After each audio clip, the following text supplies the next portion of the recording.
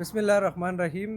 د ایم پی نیوز کتونکو او ډیرو عزتمند ورونو، په دې لار را روانو د چوټا کالام دی. نو په دې ځکه زمونږ د رور جهانګیر تاسو د سوشل میډیا په مختلفو پاڼو باندې وینئ. نو یاره ما هم دا ګڼل چې د دنه د کتونکو دپاره د مینوالو دپاره سناسه ریکارډ کو. جهانګیره دا راته ووایه چې ستا عمر څومره دی او د تعلق دی د کوم ځای سره دی او د شاعرۍ ته څنګه راغلی او ستا د شاعري ډېره مختلف ده. یاره وعلیکم سلام، مننه. نوم خو مې جهانګیر دی او شاعرۍ ته خو بس پته نه لګي چې څنګه راغلی به په ویم. هسې ستا د شاعري چې ده که نه دا ډېره مختلف ده.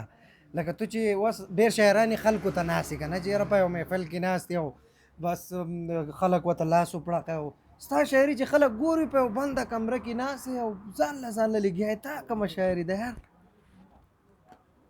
یاره څه ووایو په دې کې کوم څه نه شو ویلی، ځکه چې یو شعر ما یو پیرو وي یوازې ځان نه، نو بیا خو هر ځای کې نشم ویلی چې بار بار ریکارډینګ کېږي بار بار نو بیا ماله خوند داسې نه راکوي، ځکه زه دا راته ووایه که نه اوس به راسره څه شریکې چې لږ دا کتونکي وګوري. یاره اوس په یو شعر ویم چې ما خو یارانو ته دا ستا ذکر لا کړی نه دی، ته به بدنام شي، دغه فکر را له خوله ونسي او زه به په خپلو ارمانونو باندې خاورې واړم، دا که یوه لحظه خپل لاس زما په زړه ونسي. او زه به د خپلې بېوسۍ خبرې هر ځای کې کوم، دا خپلو اوښکو ته دې خپله لوپټه ونسي. زما د زړه نه پسې وتی ازار ما بخلی، ما مواب کړلی خو خیرو له دې روجه ونسي. او په خپلو کړو باندې په خپله به سر ښکته کړي خو په خپلو کړو باندې د خپله اندازه ونسي. په ژوندانه ورته خزله د ډیران ښکارېږي، ښه قدرمن شي چې خلک جنازه ونسي.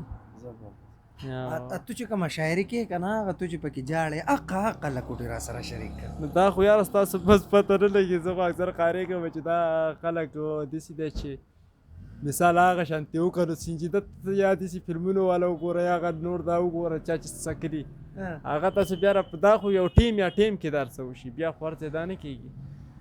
د غم شوزونه هغه ښه څه ویم مړه کوشش وکړه خیر دی دا کتونکي به وګوري. یاره نشم ویلی بل څه ووایه، زه په خپله خوښه ووایه. نو په خپله خوښه به زه څه ووایم، وایي څنګه چې مالداره غټ محل خوښوي داسې مې زړه نادان ځنګل خوښوي. او زم دا تپوس نن د ساقي نه کوم چې ساقي ولې دا بوتل خوښوي. او ما ته صفت د بچه بازو مه کړئ، بچه باز خلک خو نن یو او سبا بل خوښوي.